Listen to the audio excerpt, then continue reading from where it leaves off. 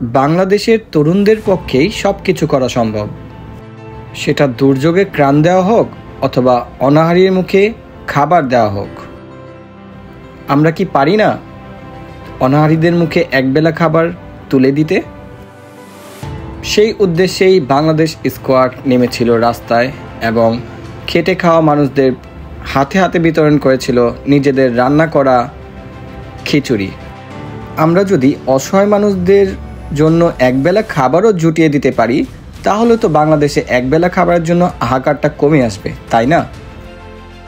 তাই আসুন সবার দিক থেকেই চেষ্টা করুন, নিজে একজনের হলেও দায়িত্ব নিন, তাহলেই বাংলাদেশ পরিবর্তন হবে।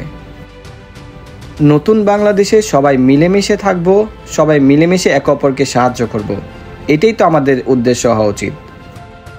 আর এই উদ্দেশ্যেই বাংলাদেশ স্কোয়াডের যাত্রা। বাংলাদেশ স্কোয়াডের ঢাকার অন্তর্ভুক্ত সাভার স্কোয়াড টিম নেমে পড়েছে অনাহারীদের মুখে একবেলা খাবার বিতরণের জন্যে। হোক সেটা পরিমাণে অল্প, কিন্তু চেষ্টা তো আছে পাহাড় সমান। সবাই মিলে চেষ্টা করলে একদিন বাংলাদেশ এগিয়ে যাবে। সবাই বাংলাদেশ স্কোয়াডের জন্য দোয়া করবেন, যেন বাংলাদেশ স্কোয়াড এভাবেই এগিয়ে যেতে পারে।